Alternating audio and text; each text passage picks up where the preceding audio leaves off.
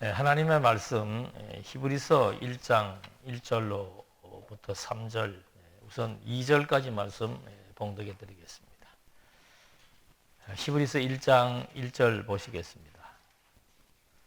옛적에 선지자들을 통하여 여러 부분과 여러 모양으로 우리 조상들에게 말씀하신 하나님이 이 모든 날 마지막에는 아들을 통하여 우리에게 말씀하셨으니 이 아들을 만유의 상속자로 세우시고 또 그로 말미암아 모든 세계를 지으셨느니라.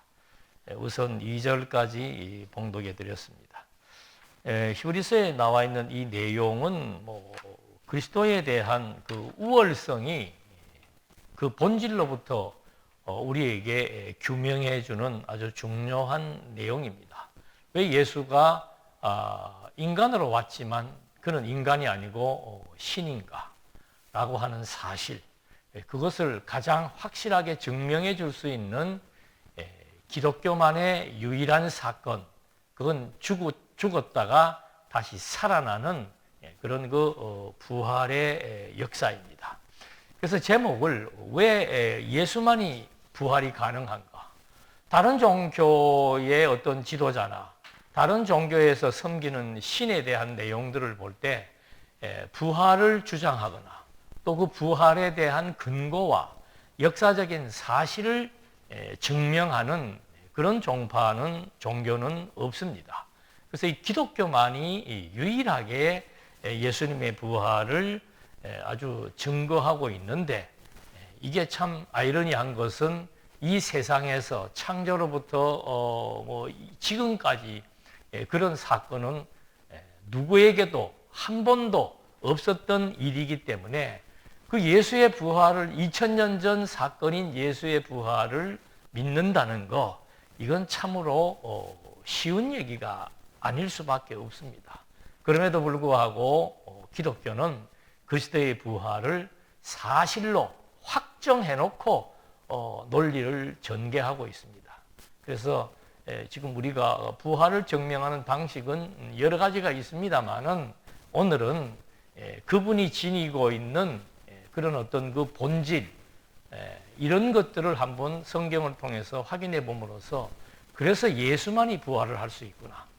그리고 부활은 하나님에게는 불가능한 사건이 아니구나 라고 하는 사실들을 좀 한번 점검해 보도록 하겠습니다. 먼저 1장 1절의 말씀에서는 계시에 관한 얘기를 해줍니다. 과거에는 하나님께서 이 구약시대지요, 예수님이 오기 이전에는 계시라고 하는 것은 하나님의 존재를 알려주는 겁니다. 하나님이 지금 살아서 존재하고 있다. 실제로 우리 기독교의 신에 대한 특성 중에 하나는 신이 지금도 살아 존재하며 활동하며 모든 이 피조 세계를 관장하고 있다는 것이 우리 기독교가 가지고 있는 신의 특성 중에 하나입니다. 다른 종파들이 모시는 신은 그냥 신 자체로서만 어떤 대상물을 규정해 놓고 그 신에 대해서 인간이 찾아가는 방식이지만, 기독교가 말하고 있는 신이라고 하는 것은 지금도 살아 역사하며 피조 세계를 모두 관장하고 인간의 일거수일투족을 다 지배하고 있다는, 이것이 기독교가 가지고 있는 특성입니다. 그 중에서 지금 이 히브리서 기자가 계시라고 하는 말, 구약에서는 꿈이나 환상이나 음성이나 이런 기적들이나 이 여러 가지 방법들을 통해서 계시, 하나님의 존재, 그것을 알려주었습니다. 그런데 이제 이 임박한 때, 그리스도가 오실 때는 바로 그 하나님의 존재를 이런 꿈이나 환상이나 모양으로 보여준 것이 아니고 실체로 보여준 거예요. 그 실체가 바로 뭔가? 우리 눈으로 확인할 수 있는 신의 존재를 우리 눈으로 확인할 수 있도록 당신의 아들을 신에게, 인간의 몸을 입혀서 신이 인간화되어 이 땅 위에 오신 사건, 이것이 이제 계시에 대한 절정입니다. 그래서 이 계시를 여기에서 먼저 비교를 해서 구약 계시와 그리스도를 통한 계시를 이렇게 비교한 것은 그만큼 구약적 계시와 그리스도를 통한 계시를 비교해 볼 때 그리스도를 통한 계시는 더 확실하고 더 분명하게 우리가 알아갈 수 있는, 하나님을 알아갈 수 있는 그런 계시의 수단이 되는구나. 그런 그 계시 중에서 가장 절정인 계시는 뭔가?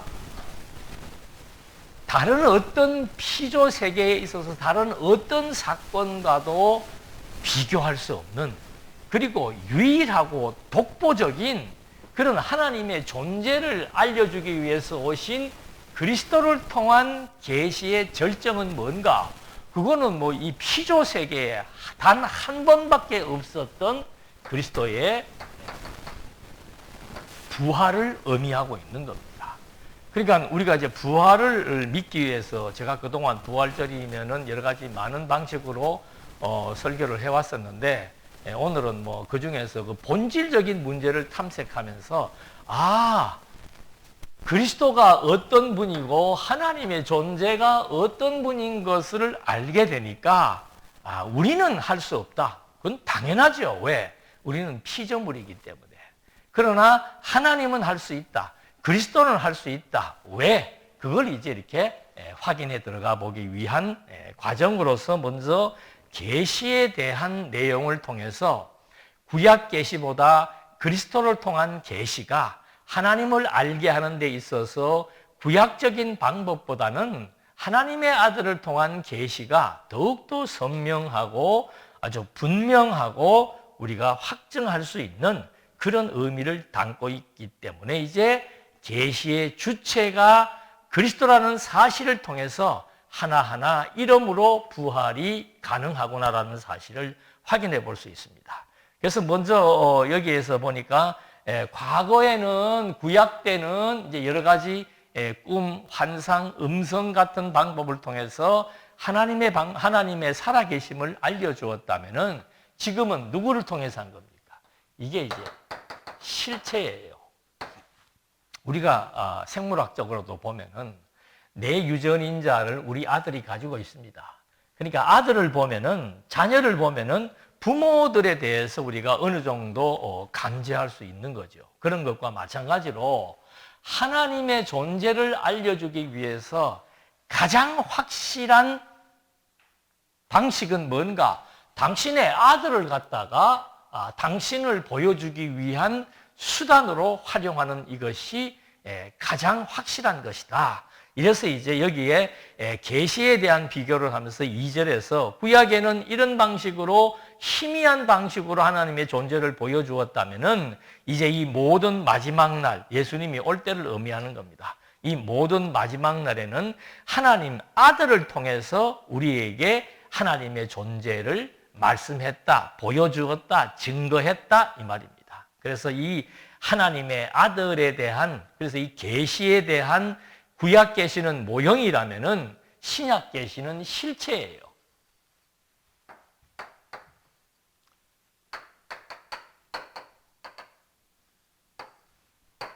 이 말을 하는 이유는 뭔가 하면은 계시라고 하는 것은 하나님의 존재를 우리에게 알려주는 것인데 구약에서는 그림자적으로 조금은 희미하게 보여주었다면은 지금은 당신의 아들을 통해서 아주 실체적으로 실물 그대로 하나님을 볼 수 있는 그 하나님 자체는 볼 수 없지만 그의 아들을 통해서 하나님을 그대로 아주 명명백백하게 확인할 수 있도록 그렇게 하기 위해서 하나님의 아들을 통해서 계시를 했다고 말하고 있는 거죠. 그래서 이 아들만이 하나님의 근본적인 뜻을 알려줄 수 있는 유일한 능력자입니다.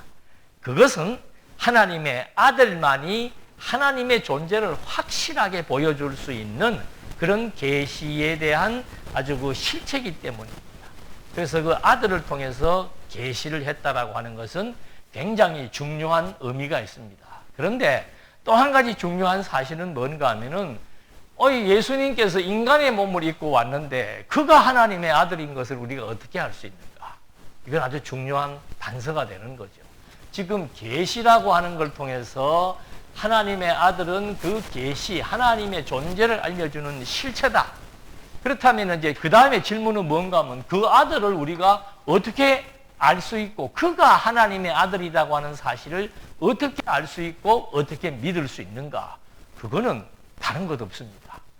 가장 중요한 것이 로마서 1장 3절에 나와 있는 말씀대로 그리스도는 어떻게 하나님의 아들인 것을 우리가 확증할 수 있는가? 그건 죽었다가 3일 만에 부활한 사건. 그러니까 예수님의 죽음은 미리미리 계속해서 예고하고 있습니다. 내가 죽을 날이 가까웠다. 죽을 날이 가까웠다.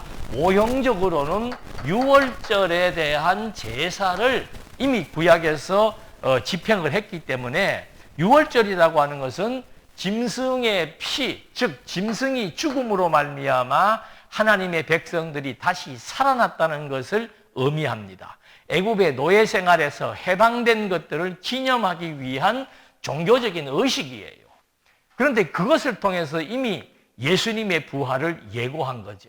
그래서 예수님도 똑같이 유월절과 같이 유월절 날에 잡혀 죽으시고 그 다음에 3일 만에 부활하신 그 사건을 통해서 아, 그분은 진짜 하나님의 아들이구나. 그러면 달리 말을 하면은 부활은 누구만이 할 수 있다?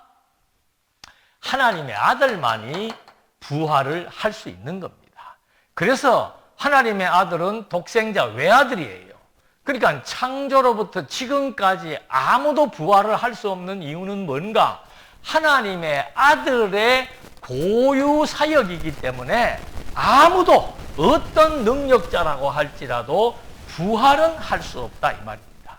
그래서 그리스도의 부활이라고 하는 것은 하나님의 아들이기 때문에 부활이 가능하다는 사실을 여기에서 그 계시를 통해서 아들을 통해서 우리에게 말씀하셨다는 그 내용을 통해서 확인해 주는 거죠. 그러니까 아들을 통해서 말씀했다라고 하는 것은 아들을 통해서 하나님의 뜻을, 하나님의 존재를 우리에게 알려주겠다라는 의미와 똑같습니다. 그래서 하나님의 아들 예수는 왜 그가 하나님의 아들이었나를 바로 부활 사건을 통해서 하나님의 아들만이 할 수 있는 고유 사건, 부활을 통해서 보여주었다. 그 다음에 그 아들은 또 뭔가 하면은 만유의 상속자로 세웠다고 말합니다.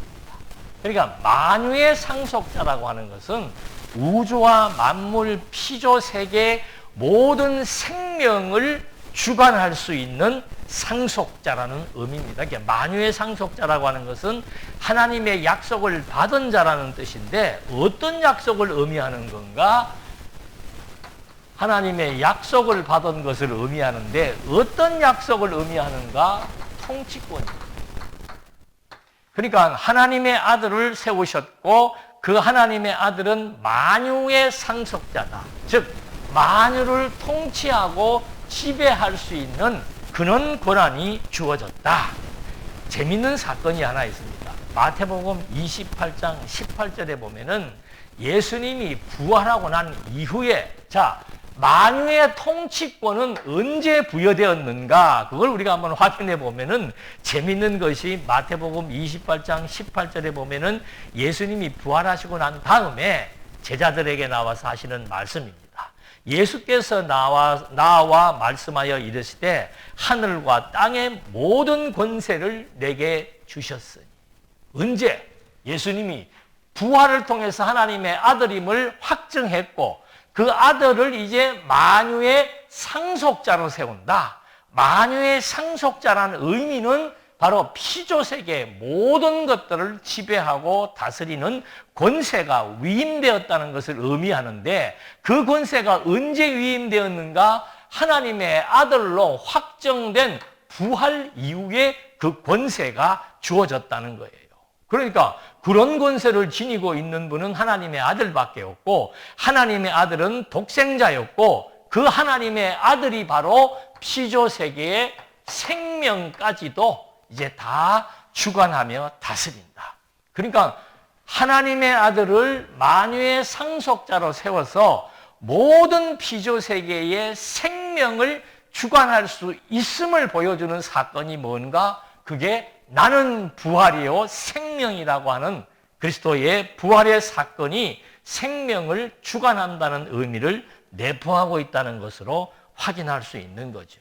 그래서 이 만유의 상속자는 하나님의 아들이어야 되고 만유의 상속자는 바로 생명의 근원이기 때문에 피조 만물을 통치할 수 있는 진정한 상속자라고 하는 사실을 여기에서 확인해 보게 되는 겁니다.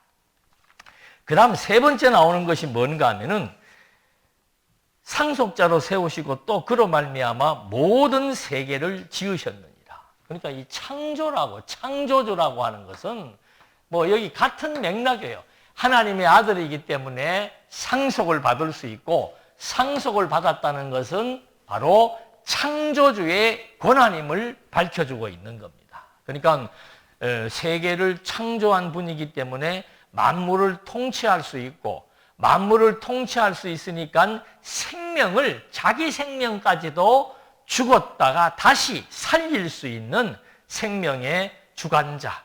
그래서 이 부활은 창조주만이 가능할 수 있습니다. 그러니까 예수님만이 왜 부활을 할 수 있는가? 그건 하나님의 아들이기 때문이고 통치권을 가지고 있기 때문이고 그리고 그는 창조주이다 라고 하는 사실에서 우리는 창조주라고 하는 의미는 우리가 그 창세기에서도 보면 하나님이 인간을 창조하잖아요. 사람을 창조하잖아요. 사람을 창조할 때 흙에다가 뭘 집어넣습니까? 생명의 기운을 집어넣는다. 그 말은 다른 말로 하면은 하나님은 생명의 주관자이다. 하나님은 창조주다는 말은 하나님은 생명의 주관자이다. 그리스도를 세계의 창조주라고 명시한 이유는 바로 뭔가? 그리스도가 생명을 주관하시는 분이기 때문이라는 사실을 여기에서 확인할 수 있는 겁니다. 그래서 그 요한복음 1장 1절로부터 4절까지의 말씀에서도 아주 중요한 내용들이 다 포함된 게 뭔가 하면은 이 하나님의 아들 상속자 창조주는 말씀으로 존재했다. 말씀으로 존재했다는 말의 의미는 뭔가? 그가 모든 피조 세계를 창조했다는 말이다. 자, 하나님께서 태초에 하나님이 천지를 창조하시니라고 했을 때 말씀으로 창조했다고 우리는 구약에서 배웠단 말이에요.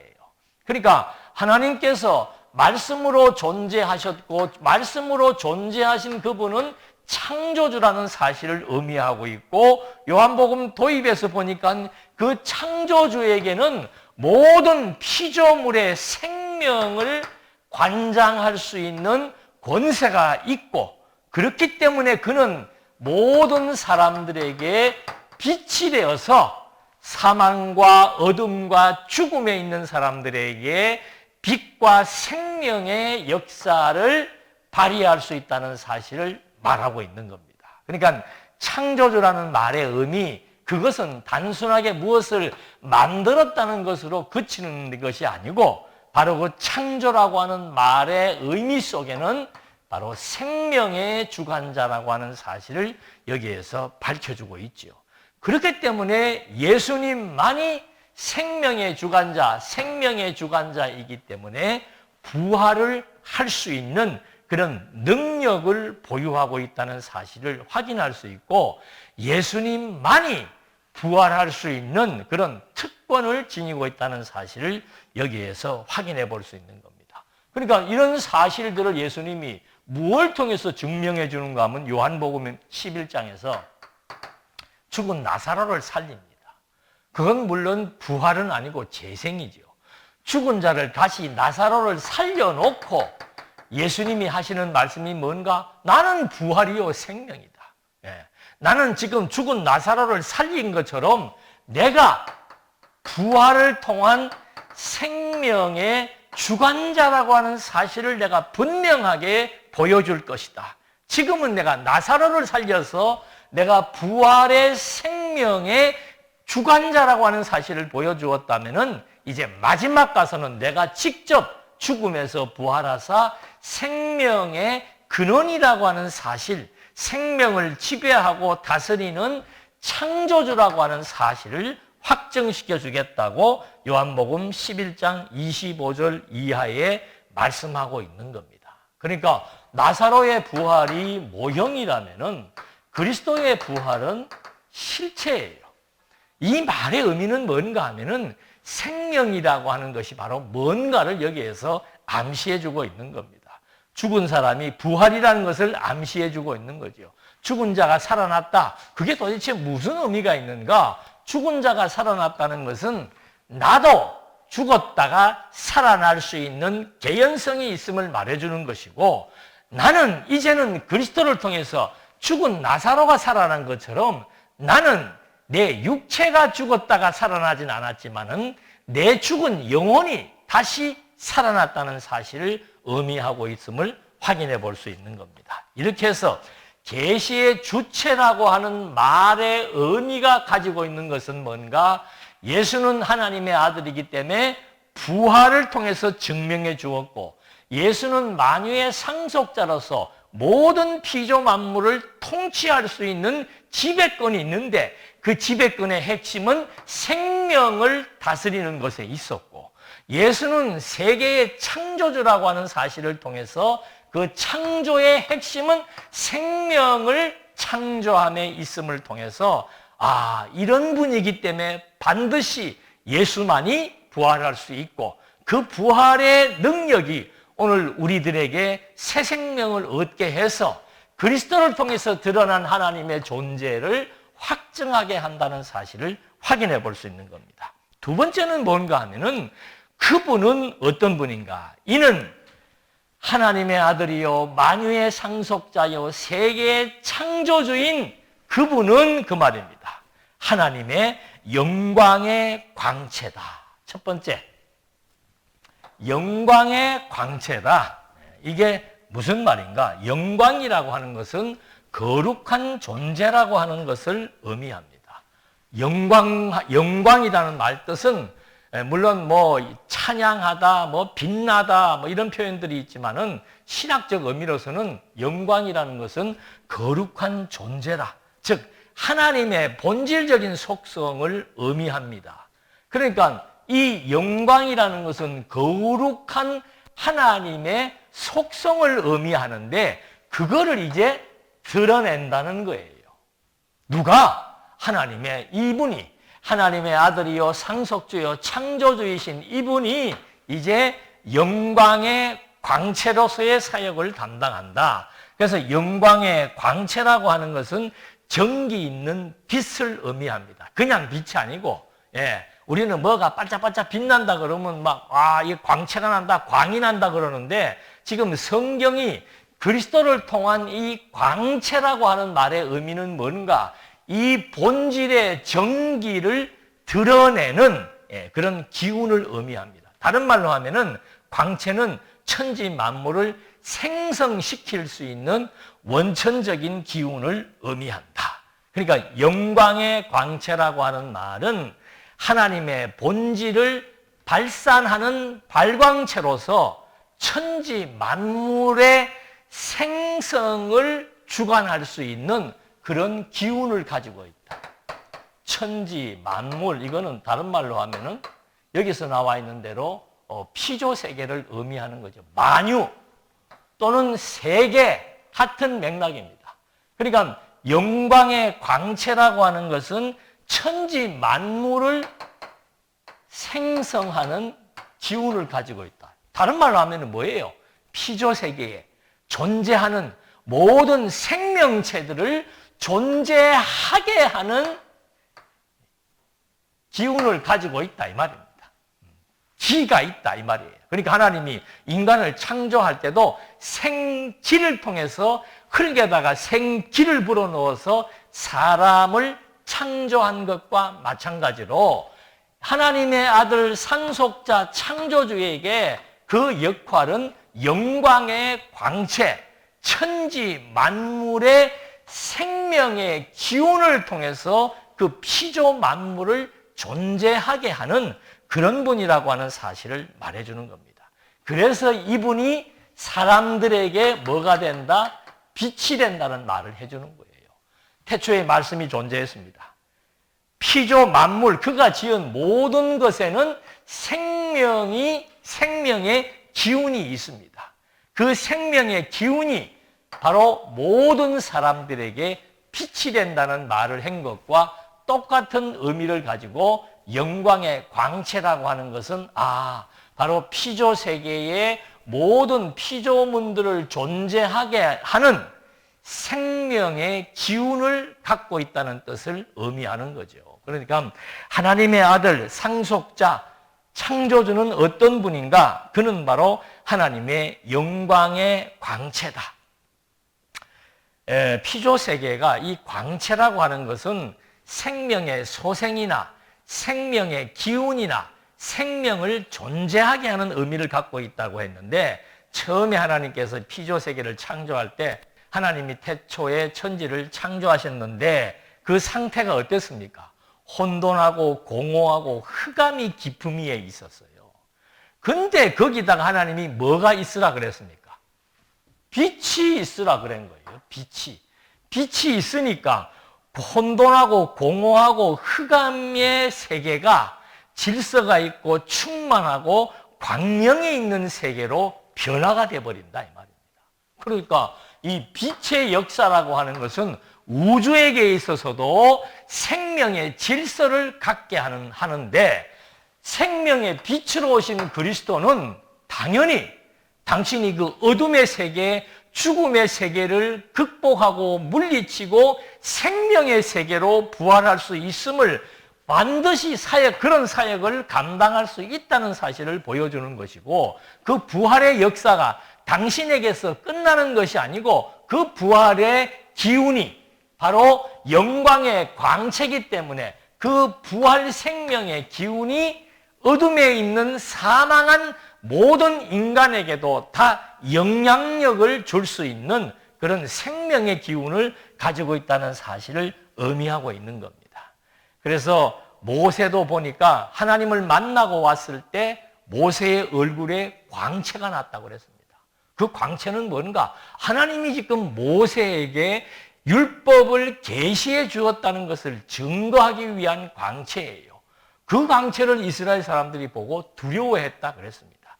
그런데 그리스도는 뭐예요? 요한복음 1장 3절에 보니까 영광의 광채로 오신 그리스도는 창조주요 생명이요 사람들의 빛이라고 얘기하고 있는 거죠. 그래서 요한복음 8장 12절에 나는 세상의 빛이니 나를 따르는 자는 어두움에 다니지 아니하고 생명의 빛을 얻으리라고 말하는 거예요. 이 빛은 생명성을 의미하는 겁니다.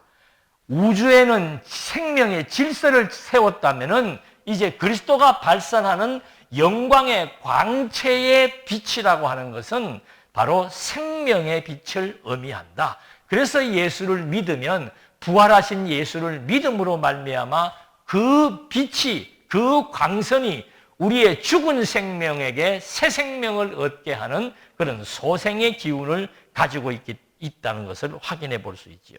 그래서 요한계시록에 21장 10절에도 보니까 거룩한 성 예루살렘을 보이는데 거기에 하나님의 영광이 있어 그 성의 빛이 지극히 귀한 보석 같고, 그 다음에 23절에 보니까 그 빛이 있는데 23절에 그 성은 해나 달의 비침이 쓸데없다. 이는 하나님의 영광이 비치고 어린 양이 그 등불이 되십니다. 하나님의 영광이 비치고 어린 양의 등불이 되었다. 즉 그리스도가 영광의 광채가 되었기 때문에 그 말입니다. 그렇기 때문에 22장 5절에 보니까 다시 밤이 없겠고 등불과 햇빛이 쓸데없으니 이는 주 하나님이 그들에게 빛이십니다. 그러니까 영광의 광채라고 하는 것은 이 피조 세계에, 이 구약에는 모형적으로 비추어져서 모세의 얼굴에 정도 나타났다면은 이제 그리스도는 당신이 바로 영광의 광채로서 당신의 빛을 통해서 사람들에게 생명을 얻게 한다. 어떻게 생명을 얻게 할 수 있는가? 당신이 먼저 죽음에서 부활하사 바로 생명의 기운의 본질이라고 하는 사실을 부활을 통해서 보여주었고, 그 부활을 통해서 이제는 빛의 사역처럼 많은 생명체에게 생명의 기운을 공급할 수 있다는 것을 확인시켜주고, 이 빛은 이제는 구약 때처럼 일시적으로 모세의 얼굴에 나타났다가 사라지는 빛이 아니고, 이 빛은 영원한 빛이기 때문에 천국에 있는 새 예루살렘 성을 바라보니까 거기에 이제는 해와 달도 필요 없다. 왜? 빛의 근원이신 그리스도가 여기에 천국에 존재하기 때문에 거기에는 어둠도 없고 빛으로 존재하는 세계로서 해와 달도 필요 없다는 사실을 확인시켜 주는 거예요. 그러니까 이런 빛의 능력을 보니까는 정말 생명의 근원이라고 하는 사실을 확인할 수 있고, 이 생명의 근원은 어떤 종교 지도자나 피조 인간에게는 주어질 수 없는 아주 막강한 능력이라고 하는 사실을 영광의 광채가 되심을 통해서 확인해 볼 수 있는 겁니다. 그 다음에 두 번째 나와 있는 것이 뭔가 하면은 본체의 형상이라, 이 어려운 얘기들이에요. 본체의 형상이라. 본체라고 하는 것은 본질, 근원 이런 걸 의미하는 겁니다. 그러니까 하나님의 아들 상속자 창조주는 본체, 모든 것의 근원이 되는 본질, 그것에 대한 형상이다 이 말이에요. 그러니까 여기에서 지금 말하는 핵심적인 내용은 뭔가 하면은 하나님의 아들 그리스도는 바로 무엇이다? 생명의 근원이다. 형상이라고 하는 것은 도장을 찍은 것과 마찬가지입니다. 도장과 찍힌 내용은 같은 거예요. 그런 것처럼 형상이라고 하는 것은 즉 본체와 일치한다는 것을 의미하는 겁니다. 형상, 본체와 일치하는 것이 바로 형상이다. 그런데 재밌는 것은 하나님께서 예수님은 이제 요한복음 1장 18절에서 본체와 일치하는 형상에 대해서 뭐라고 얘기했는가 하면은 본래 하나님을 본 사람이 없으되, 이건 본체예요. 본래 하나님을 본 사람이 없으되 아버지 품속에 있는 독생하신 하나님이 나타내셨느니라. 아버지 품속에 있는 독생자, 그는 예수님이죠. 하나님의 아들이죠. 그러니까 하나님과 그의 아들은 이건 일치다 이 말입니다.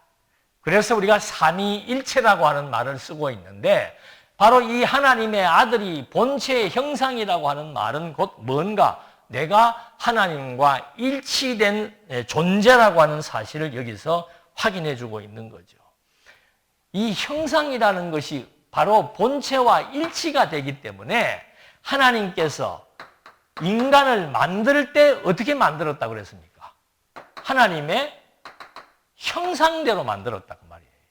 그러니까 인간을 하나님의 형상대로 만들었다는 것은 다른 말로 하면 이 인간은 하나님을 닮은 DNA가 있는 하나님의 아들이라는 것과 똑같은 얘기예요. 그래서 창세기 5장에서 아담의 족보를 말하고 아담은 하나님의 형상대로 창조되었고 셋은 아담의 형상대로 창조되었다는 말이 나오죠. 그러니까 아담과 셋, 그리고 거기에서 노아가 나오는데 이 족보가 가지고 있는 의미는 뭔가? 하나님의 형상대로 창조한 아담과 그의 계보를 따라서 나타난 이들은 바로 하나님의 아들들이라는 말을 의미하고 있다고 창세기 강의할 때 말씀을 드렸죠.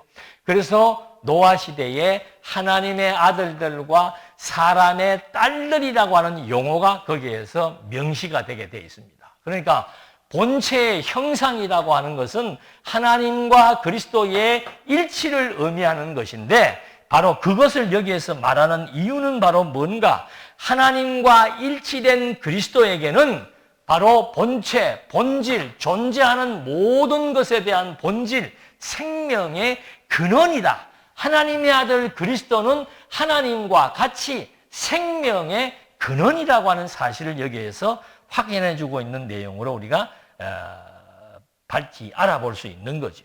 그래서 이것도 요한복음 1장 1절로 4절 말씀에서 그대로 확인됐습니다. 본체 하나님과 일치되는 하나님의 아들 그리스도는 어떤 존재인가? 태초부터 말씀으로 존재했으며 그는 창조주요 생명의 근원이라고 요한복음 1장 1절로 4절에서 밝히고 있는 내용, 이것이 바로 본체의 형상이라는 사실을 우리가 확인을 해볼 수 있습니다.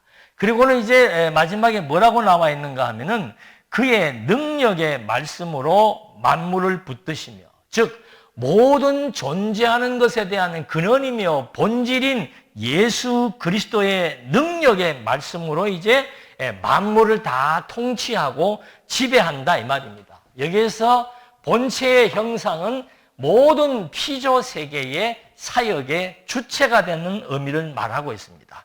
사역의 주체는 바로 무슨 사역을 하는가? 만물을 붙드시는 사역을 한다 이 말입니다. 만물을 붙드신다는 게 뭐예요? 그러니까 로마서 11장 36절에 바울이 모든 만물이 어디에서 나왔다? 본체의 형상으로부터 나왔고 주에게서 나오고 주로 말미암고 주에게로 돌아간다라고 했을 때 이 말미암고라고 하는 말이 뭔가? 창조한 피조 세계를 당신이 붙드시고 관장하고 주관하고 지배하고 있다는 역사를 의미하는 겁니다. 지금도 이 우주가, 우리가 살고 있는 이 지구, 우주가 힘의 장력에 의해서 지금 공중에 다 떠서 일정한 거리를 유지하면서 운행되고 있는 이유는 바로 뭔가? 본체의 형상이신 그분의 능력이 피조 세계를 관장하고 우리의 생명을 관장하고 있음을 증거해 주는 겁니다. 그래서 이 본체의 형상을 얘기하고 영광의 강체이며 본체의 형상을 증거하면서 그의 능력의 말씀으로 만물을 지배하고 있고, 그 다음에 두 번째는 죄를 정결케 하는 일을 하신다. 여기에 갑자기 죄를 정결케 하는 일이라고 하는 것은 다른 말로 하면은 뭔가 그의 사역을 의미하는데 구속 사역을 의미합니다. 죄와 사망에서 의와 생명을 얻게 하는 로마서 8장 2절에 나와 있는 그리스도의 구속의 사역.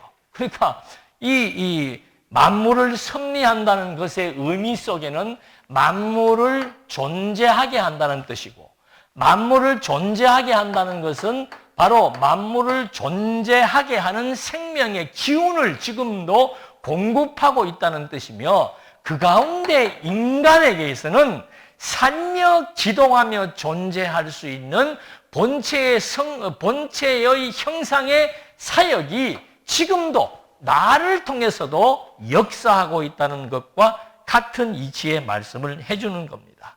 그래서 죄를 정결케 한다는 것은 본체의 형상께서 나의 죄를 정결케 해서 그리스도의 부활의 역사로 말미암아 새 생명을 얻게 했다는 말과 일치하는 내용입니다. 그뿐만이 아니고 높은 곳에 계신 지극히 크신 이의 우편에 앉으셨느니라. 마가복음에 그게 나오죠. 예수님 사복음서에서 마가복음에서만 예수님이 모든 사역을 마치고 마지막엔 죽음에서 부활하는 사역을 마치고 승천해서 하나님의 보호자 우편에 있다는 말을 해주고 있는 겁니다. 같은 얘기예요. 지금 첫 번째 나와 있는 만물을 섭리하신다. 그리고 속죄사역 생명을 얻게 하신다. 그리고 그가 보호자 우편에 있다. 그 말은 본체의 형상 되시는 하나님의 아들 그리스도께서 죽음에서 부활하신 생명의 능력으로 이 피조 만물을 관장하고 다스리고 계시며, 그의 생명의 능력이 오늘 우리를 죄와 사망에서 의와 생명을 얻게 했으며, 그는 지금 어디에 계시는가? 하나님의 이 보좌라고 하는 것, 임금의 보좌라고 하는 것은 임금이 여기에 늘 있는 게 아니에요. 보좌는 정치를 할 때 보좌에 앉으신다 말입니다. 그런데 하나님의 아들 그리스도는 하나님과 일치하는 영광의 광채요 본체의 형상이신 하나님의 아들 그리스도는 지금도 하나님의 보좌에 앉아서 세상 끝날까지, 복음이 땅끝까지 전해지는 그 순간까지 지금도 그 통치의 능력, 생명의 지배자가 이 피조 세계를 운행하되 하나님의 교회의 권석들의 생명을 살며 기동하며 존재하게 하는 역사를 하고 계신다는 것. 그런 능력자, 이런 분은 하나님의 아들 그리스도 외에는 없습니다. 그러므로 생명의 근원이신 영광의 광채요 본체의 형상이신 그리스도만이 부활을 하실 수 있고, 그런 창조주의 능력을 지니신 그리스도께서 가장 절정은, 창조의 절정은 생명성에 있습니다. 하나님이 창조하되, 인간을 창조하되 흙에서 인간을 창조하신 이유는 뭔가? 하나님의 속성의 본질은 생명에 있다는 사실을 증거해 주는 거예요. 여러분, 오늘은 부활절입니다. 예수님이 단순히 죽음에서 부활했습니다. 우리는 그 부활의 영광을 찬양, 그런 차원이 아니에요. 예수님이 죽음에서 부활한 사건은 이 피조 세계의 모든 생명을 존재하게 하고 관장하시면서 오늘 그 중에서 특히 창세전부터 선택하신 하나님의 백성들에게 그리스도의 부활의 생명의 DNA를 공급해 주어서 오늘 우리가 그의 힘을 의해서, 그의 생명의 능력에 의해서 지금 살며 기동하며 존재한다는 사실을 확증시킴으로써 정말로 부활은 그리스도만이, 예수만이 할 수 있는 일이고, 그 부활은 힘들고 어려운 사건이 아닌 이유가 그가 바로 하나님의 아들이시며 그가 바로 창조주이시며 그는 지금도 피조세계의 모든 존재하는 생명체들을 생존하게 하시는 생명의 근원이기 때문이라는 사실을 오늘 부활의 아침에 다시 한 번 더 확인해 본 것입니다. 기도하시겠습니다. 은혜와 사랑이 풍성하신 하나님 아버지, 그리스도의 부활은 성경에 나타나 있는 문자화된 사건이 아니고 그리스도의 부활은 그냥 우리가 받아들여야 되는 맹목적인 내용이 아닙니다. 역사적인 사실이며 왜 그리스도가 부활했으며 그리스도만이 부활할 수 있는지에 대한 내용들을 오늘 우리는 그가 바로 영광의 광채가 되시며 본체의 형상이 되시고 모든 피조 만물을 생명으로 다스리시며 존재하게 하시는 근원이 된다는 사실을 확인해 봄으로써 내가 정말 그리스도를 믿을 수 있는 이 사건이 그리스도의 생명의 기운에 의한 사건이며 그리스도로 말미암아 생명을 얻은 역사가 그리스도가 생명의 근원이라는 사실을 또 한번 확인해 보면서 부활의 아침, 부활의 소망이 오늘 우리들에게 있어서 나의 자존감을 세워나갈 수 있고 내 존재의 근원이 하나님이라고 하는 사실 앞에 다시 한번 위로와 평안이 될 수 있도록 인도해 주시옵소서. 예수님의 이름으로 기도드립니다. 아멘.